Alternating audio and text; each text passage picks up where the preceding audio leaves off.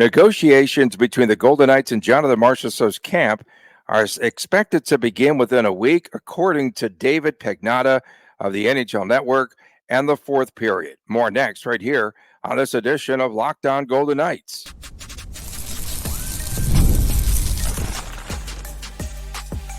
You're Locked On Golden Knights, your daily podcast on the Vegas Golden Knights, part of the Locked On Podcast Network, your team every day.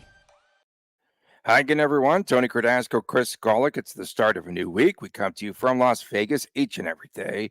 New And month. Thanks for making what? It's a new month. It's a new month. New month, new day. Thanks for making us your first listen every day. Find us wherever you get your podcast. And please make sure to subscribe to our Locked On Golden Knights YouTube channel, Tony Cardasco. We are brought to you today by FanDuel. Go to FanDuel.com/LockedOn. And right now, new customers get $150 in bonus bets with any winning $5 bet. Will you switch us over so you're not Tony Cardasco? Jeez, I don't always wish that do on that. anyone. I like that. It's like Logan Hill and Aiden Thompson. I got the yips when it comes to setting this up in the morning. On today's show, the medieval empire strikes back. Do you like that? Medieval Golden Empire? Golden Empire? No, medieval. Okay.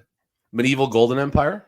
No, the medieval empire strikes back. I go back to Kelly McCrimmon's comments, right, about we will not hear anything about negotiations between the club and Jonathan Marchessault until after they conclude the conclusion, however it works out. So Marcheso says last week that there have been no talks between the two sides.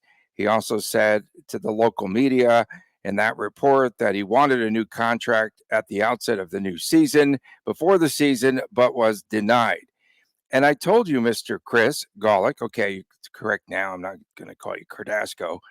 I told you that VGK would not be outdone. They would not be outdone on leveraging or whatever. Lo and behold, one of the made men, I believe, leaked the news to the fourth period and NHL Network and David Pagnotta in a Friday report. So, at 5 o'clock, Friday news dump, Tony? 5 o'clock? It might have been later. So, Pagnotta says the priority for VGK is to lock Marcheso into a new contract, and the two sides will have contract negotiations within a week's time. This was back on last Friday. So, essentially, VGK is now negotiating everything through the media, I believe, as after Marchessault comes out, now the counter from VGK, oh no, we're working on it. Within a week's time, we're going to get together. But good for Marchessault to get the ball rolling here as he's trying to get a new contract from the Vegas Golden Knights. There's one thing that I know and the rest of the media in this town knows. The Golden Knights care very deeply about the perception of their presage. What's the word I'm looking for? Of their image. Okay, they really care about how their image looks. Precious image. That's what I was trying to get to. It's early. I'm got a throat thing going on, but it's okay. We'll get through this. So Marchessault makes some comments. Someone inside the VGK gives the NHL Network a little taste, a little bite of something coming up. And the fact that this is starting to go through the media is very interesting. So Golden Knights have about $5.9 million to work with right now before they make any other moves. $5.9 million, that's only for one free agent, and Jonathan Marchessault, if that ends up being the path. Marcheso is going to get higher than $5.9 million AAV, whether it's in Vegas or whether it's elsewhere. That's a foregone conclusion. If he takes less than 5.9, he's a fool. I don't care if he's given a hometown deal. That's better than a hometown deal if he takes 5.9 or less. Where I'm going with this ultimately is I don't know how it works before the free agency period happens, but there's a window where a team can exceed the salary cap, but there's a certain timetable in which they have to make a deal to get under that salary cap. I think, and again, I could be wrong, but I'm going back to the Nate Schmidt trade that happened when Pietrangelo was signed. The team had to move on from Nate Schmidt very, very quickly to make sure they were compliant with whatever the rules were of the cap in that circumstance. I feel like that's once free agency starts, but I could be off on that. If I am, I'm sorry. Point being with all this is Kelly McCrimmon, McPhee, Foley, whoever have not sat Jonathan Marchessault down and said, listen, we cannot do this deal right now because of the salary cap. Something else has to happen, and then we can work out an extension. That conversation has not happened. That's the concern. So, did Marchessault's comments get the attention of McCrimmon and McPhee? Of course. They would never say as such, but this goes back to their precious image. That's what I was trying to say earlier. Precious image. The Golden Knights, like you said, they're not going to be outdone, and they do care about the perception of their image as it comes through the media. And trust me, I've learned personally about that over the last year or so since my involvement with the team. And some of it's very positive, and some is not so very positive. And you have Jonathan Marchessault right now, the most beloved VGK there is. I can assure you that if a deal is not struck between the Golden Knights and Jonathan Marchessault, sure, you'll get the future endeavors, you'll get the we're thankful of everything he did, blah, blah, blah, blah, blah, blah.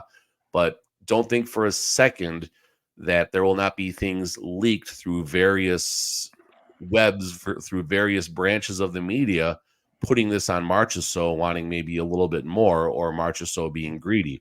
The team will not, though they're going to do their best not to come out looking bad in this. And you look at the Fleury situation, the team made it a point to make sure that was more about the agent and all of that versus, any other reason that Marc-Andre Fleury was, basically traded for nothing. He was traded for it was a seventh. It was a nobody prospect who the team cut immediately. So the Gold Knights are going to do what they can to come out looking good in this, no matter how ugly it gets.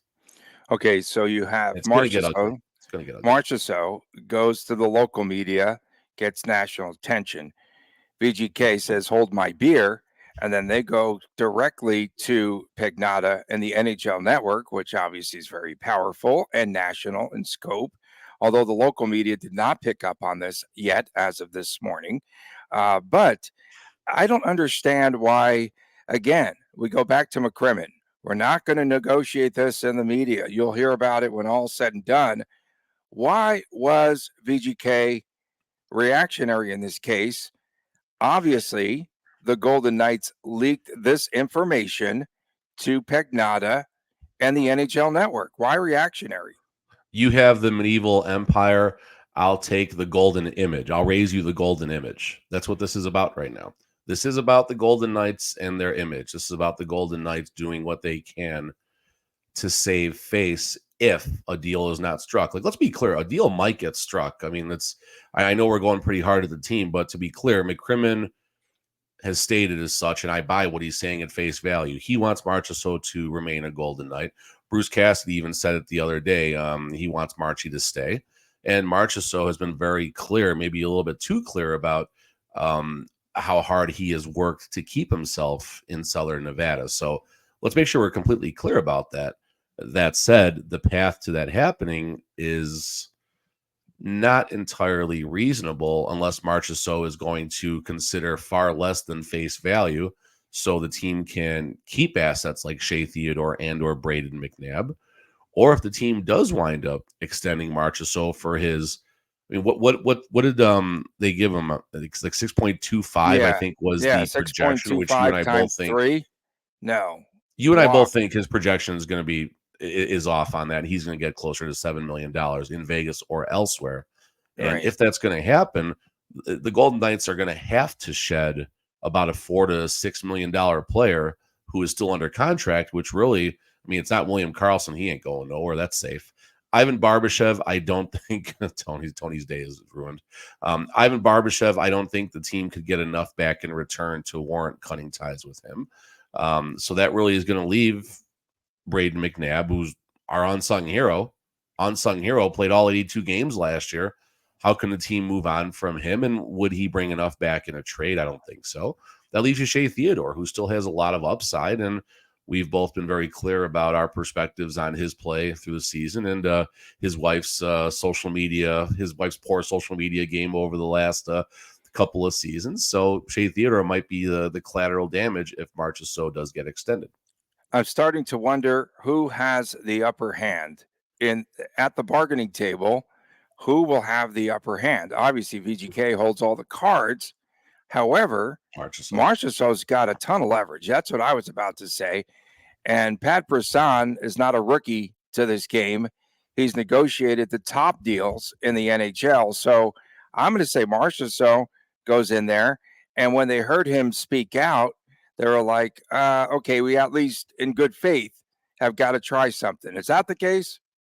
I think so. I mean, it before you get to what's going to happen this week, the bigger concern is what hasn't happened. And Marcheso himself called this literally just over a year ago when he was in Montreal with his day with the Cup. He said the team likes to take their time with it. We'll see what happens. And, you know, he said more than that. But point is, he saw this coming. And what I wonder now, Tony, is that statement he made, I think it was like early July last year after free agency had already started and everything. I wonder if he had gone to the team sometime before that statement was made and like, hey, let's talk.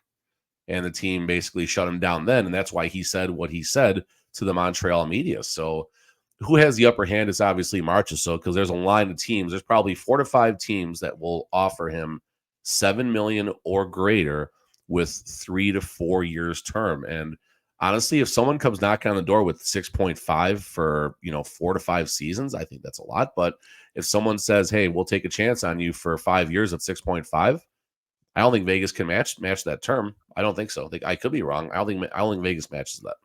I'm just trying to think out loud here, but didn't Marchessault go to Pat Brisson within the last year? Didn't he switch agents or no? I don't or know. Has he always been with him?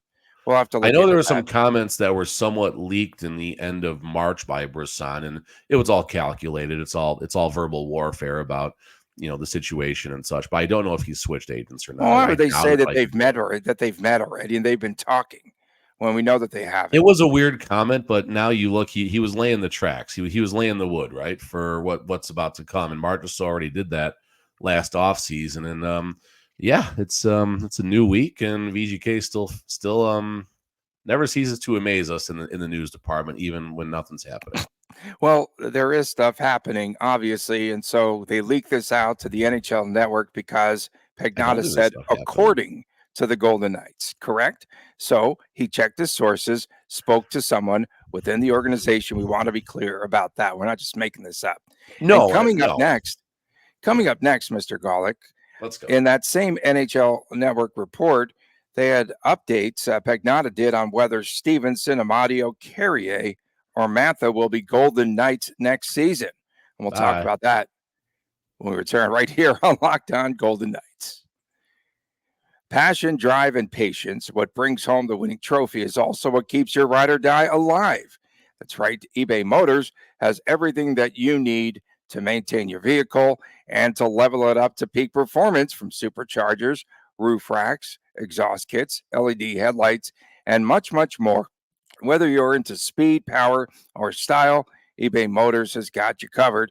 With over 122 million parts for your number one ride or die to choose from, you will always find exactly what you are looking for. And with the eBay Guaranteed Fit, your part is guaranteed to fit your ride every time, or your money back, because with eBay Motors, you are burning rubber and not cash. With all the parts you need, the prices you want, it's easy to turn your car into the MVP and bring home that win. Keep your ride or die alive at ebaymotors.com. Eligible items only. Exclusions apply. eBay Guaranteed Fit only available to U.S. customers. Welcome back on this edition of Locked On Golden Knights. Tony Cardasco and Chris Golick reporting from Las Vegas. Thanks for making us your first listen every day. On Fridays, of course, we've got the WTF Day, and then Saturdays, sometimes the Chris and Chris Jr. show. Definitely this Saturday we'll do one with the Stanley Cup starting. Okay. Not till Saturday. WTF. Can I start now? Not till Saturday? Not till Saturday. I apologize, man. This voice is just crack-a-lacking today, man. Oh, I'm in the same boat, buddy. You have the same thing? Allergies again? the coffee is what's keeping me afloat right now. I woke up, my throat was just terrible. Yeah, it's horrendous. Very dry here in the desert. And also dry was news from VGK until Friday. That's when the NHL Network and David Pagnotta came out with this report. And we told you about Marcheso in that first segment. And obviously, the word came from VGK. The Golden Knights need to stay on top of the headlines. Chandler Stevenson, we want to talk about him for a moment. The Pagnotta report said VGK will also begin negotiations with him soon. Stevenson did not have a great season. He had just 51 points, his lowest output since prior to 2022. He had 64, 65 points in the previous 2 seasons. And according to those projections we told you last week, he wants to either double or triple his salary to over $5 million. Yeah, I mean, Stevenson, the projection that Daily Faceoff put out there, according to Some analytics AFPA coming in. Analytics. There we go. I wanted to make sure I cite the sources. What was it again? AFPA Analytics with an @ symbol in front of it. Aha, there you go. All right, so Chandler Stevenson, they're projecting 5 times 5.6. I don't think it's the wrong number. I mean, I think you can confidently pencil him in for 50 to 55 to 60 points, obviously situation pending. And you say he didn't have as good of a season last year. I'm with you on that, but it was maybe the quietest 50 points in the history of the Vegas Golden Knights. He had some injury issues, obviously. I'd be curious to look at how many of his points came prior to Mark Stone exiting the lineup, and then obviously things changing there. That's going to be Stevenson's biggest thing, I think, when people sit down to negotiate with him. It's like, hey, you did a great job with Mark Stone.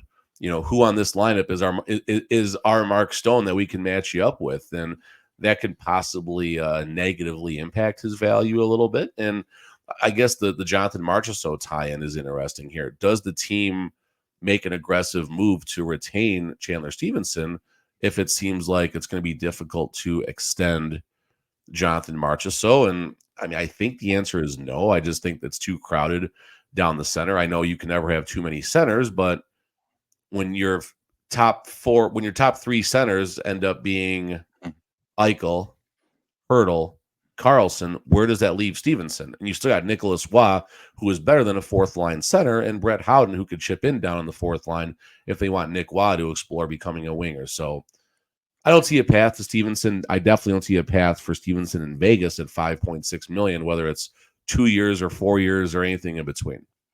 Hypothetically, what if VGK signs Stevenson to a deal first? What type of a signal does that send to Marchessault and to his camp?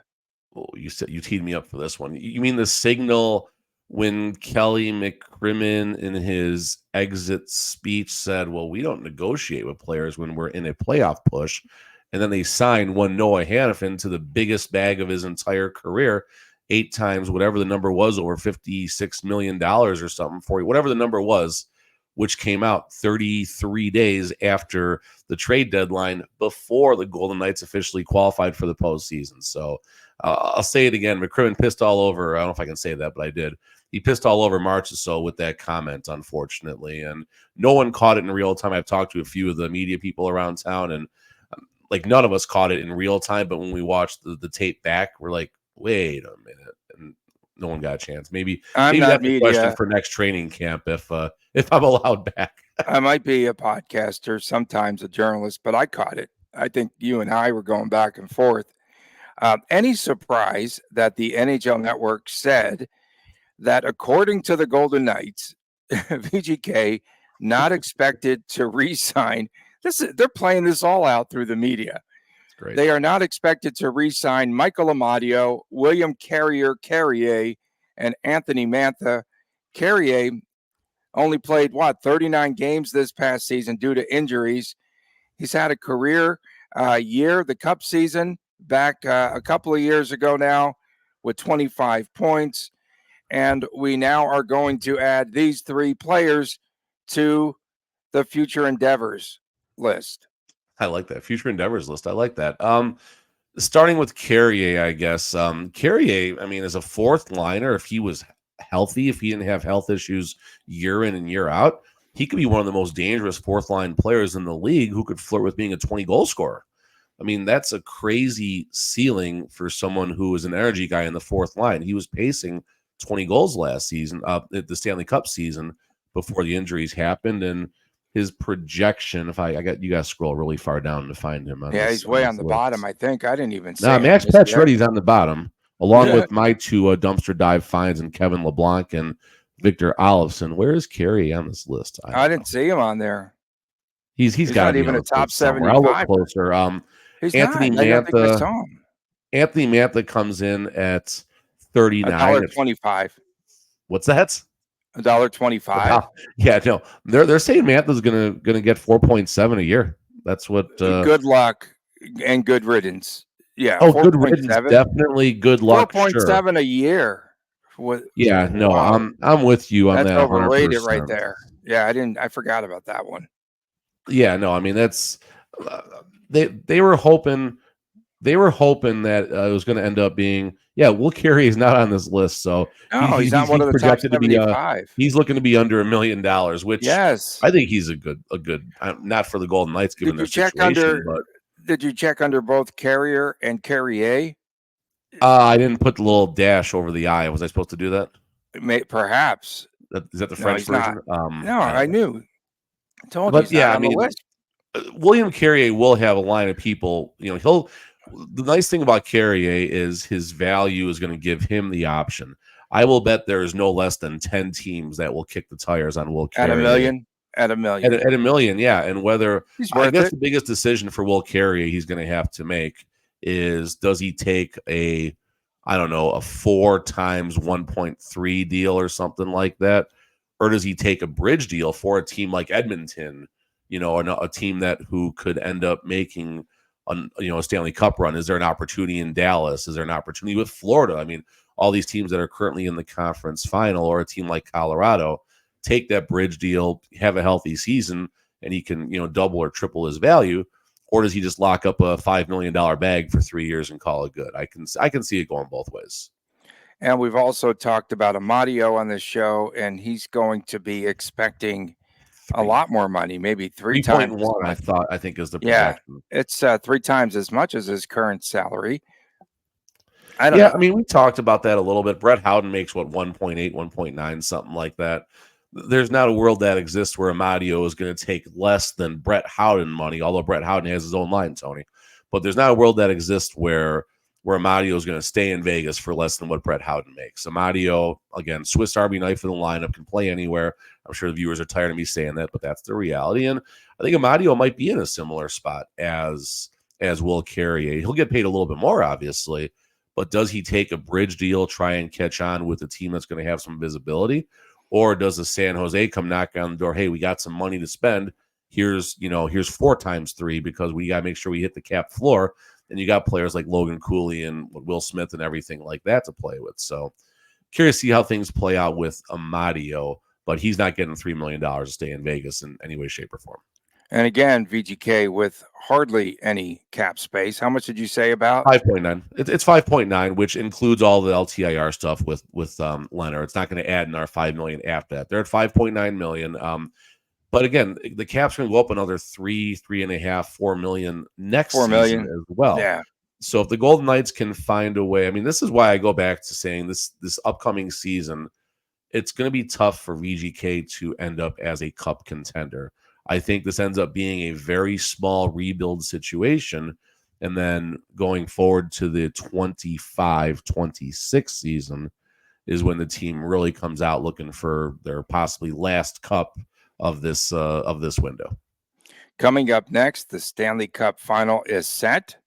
Florida versus Edmonton. We'll talk about it next right here on Locked On Golden Knights. It's winner take all time in both the NBA and in the NHL, and FanDuel's giving you a shot to bring home a big win of your very own. So right now, new customers get $150 in bonus bets with any winning $5 bet. That's $150 to bet on point spreads, money lines, player props, and much, much more.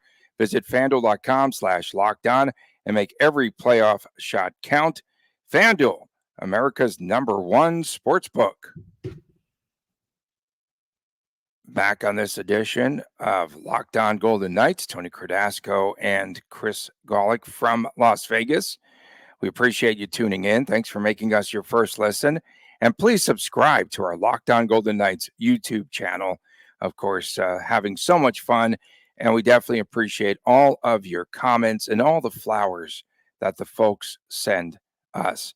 And just for those folks that were tuning in on whether or not Aiden Hill was a one-hit wonder, because of today's news, we've held that off until tomorrow for your programming notes. But I did come up with a couple of new terms that, of course, I'll be using a ton. The medieval empire and Golden Image. The future endeavors list. So those will be sprinkled in here on Strong our show. Chopper June 3rd with VGK on the golf course. There's nothing happening. Yeah, not a thing. It's quiet always. Okay, so we've got my Rangers knocked out, but I knew it. I felt that. I sensed the Panthers were just by far the better team. They were dominant, and when they just kept holding the puck in their offensive zone, I just was like, the Rangers couldn't take it away. They wore them down. I thought they did a terrific job. So Florida's in, and now Edmonton on the other end. So when we just made our predictions before the final, before the playoffs, you said a team from the West would win. I said a team from the East. We are split pretty much down the middle here. Start of the season, I said a Canadian team would win. I just had I had the entries, all of them. I just took the field there, if this were a horse race. So I took that Canadian team, but I also said a team from the East would win. I had Florida in my final. So here, I'm gonna play a video from the smartest person on the podcast right now. I'm gonna play a video. Thank you for doing this. Thank you for. I'm gonna play a video from the smartest person on the podcast. Check this out. About 7 months from now, this video will have 50,000 views. So there you go, buddy. All right, Oilers. Get you immediate tickets. Oilers versus Bruins Stanley Cup Final. Let her rip, buddy. Who is winning the 2024 Stanley Cup Final? My mind changed about the Bruins. I think the Oilers are going to win it. That was November 25th when the Oilers were in the cellar. The Oilers were basically the San Jose Sharks. They were better, but they were basically the San Jose Sharks. I think they were 4 points ahead of the Sharks on November 25th. And this goofball over here says, nope, Oilers are winning the cup. So there you go. Are they still going to win? All right, Chris, what do you got? Are they still going to win? We'll do our predictions Friday, but Chris, go ahead. Get close over here. What's the Stanley Cup Final going to happen? I think Florida is too tough of a team to lose in 4, 5, or 6, and possibly even 7. But I think you definitely have a Game 7 coming in the series, and double overtime Edmonton win. Double overtime Game 7. He just tripled down on his statement. So he doesn't think Florida's going to be an easy out. He thinks we're going long. Double overtime Game 7. Another one we can clip, 7:05 a.m. on June the 3rd if that something crazy happens. Thanks, little Chris. Thanks, dude. That was fun. Thanks, dude. He's staying. He ain't moving. Okay. So the Connor McDavid goal last night. Sick. Oh, we just watched that. We just before we came on, I told him to put it on, and I mean the dangle was disgusting. Chris Tanev is still looking for his jockstrap right now, and then that backhand, just right bar down, top shelf. I mean, McDavid. I mean, the only thing he hasn't done as far as his career goes is been in a Stanley Cup and won a Stanley Cup, dude. 3-time Hart winner, everything else that he's accomplished, but we're about to see something special from McDavid, which is hard to picture given what he's done so far. My air conditioning was I had maintenance done last week, and it just went on and made like this popping noise. So we'll see what happens. Well, ignore the sparks above you. That's perfectly normal. Okay. Remember when the asbestos started falling from the ceiling, that one show? That was a fun show. We also had the Oilers last night, just 10 shots on goal in the series finale. Such a Pete DeBoer game. 10 shots on goal. They had 2 of their first 3 shots go into the net, and that was all that they needed. Steve Spott, again, special teams, 0 for on the power play, and then the dominance of Edmonton as they got things clicking there mid-series pretty much on the power play unit. What is Edmonton goes in with 26, 27 consecutive kills in the playoffs?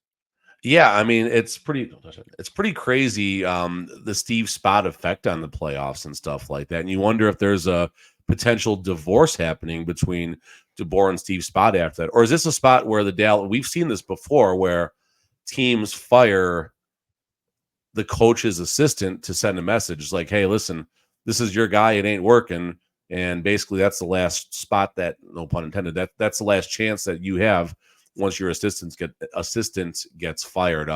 Really quick about just the coaches in the Western Conference Final. Pete DeBoer, you feel for him. Everyone's got to love Pete DeBoer. Amazing guy, classy, but his legacy needs a Stanley Cup. Otherwise, he's the Buffalo Bills of the 90s or whatever it was, late 80s and early 90s, getting deep, but just not getting the job done. And Pete DeBoer, for his legacy, to be the man, so to speak, he needs a Stanley Cup victory, end of story, or it's just going to be an unfortunate, I'm not going to say a wasted career, but a wasted career. Call it what it is. You got to win a Stanley Cup. And on the other side, Knobloch, I have been so down on the Oilers coaching moves, going back to the Woodcroft era and then signing Knobloch without a lick of NHL experience. But Knobloch made moves. He made moves when it mattered. They weren't always the right move, like putting Calvin Pickard in there. I don't know if it was the right move, but he made the move. He's not afraid. He's not afraid. This moment is not going to be too big for him. And Paul Maurice is going to have his hands full, I think, as far as the coaching side of this goes. Oilers, I think, are about to become an extremely tough out and a big problem in the West for a long time. They're winning 2-1 hockey games with Stuart Skinner in that, Tony. That's it. I rest my case. They're winning 2-1 games with Stuart Skinner in that. One of the analysts said that the reason why Skinner is more effective now, he would come out to the puck. He's going more east-west, going laterally, and he's not taking chances there to try to shut down the puck. And he's done a terrific job. And Knobloch, he's a system goaltender. Thanks for the burn there, though, bro. Like Knobloch, the head coach of the Hartford Wolfpack, the Rangers AHL team at the start of this season. Think about that. Process that, bro. Don't forget, coming up on tomorrow's. What? You look perplexed there. He was hard. I thought he came up through their AHL team. Am I missing something? I think he was with Hartford at the start of the year, and I don't know what happened after that. I lost track. Let's see. I was following Chuck Knobloch, not Chris.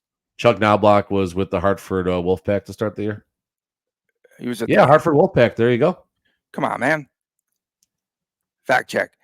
That's right, because he's got the junior connection with McDavid, which had nothing with which McDavid states he had nothing to do with the hire whatsoever.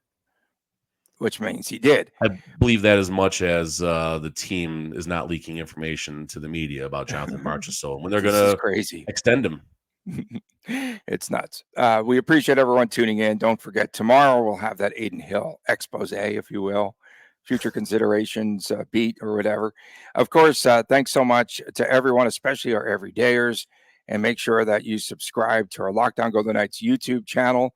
Fridays, WTF. Saturdays, the YouTube exclusive with that guy and that guy on your screen. Chris? Shut up, Tony! He's here. I had to fire one for him. He stayed all the way to the end for that. That poster's in the rafters. Yeah, you see the poster behind us too, Tony. He said it's in the rafters. I've kept that. Go point to the poster. I've kept that Carlson poster up there ever since that game, just for you, by the way. Shut up, Tony! All right. We'll see you again tomorrow right here on Locked On Golden Knights. From my man, Chris Kollick. For Chris Jr., I'm Tony Cardasco from Las Vegas. And please take care.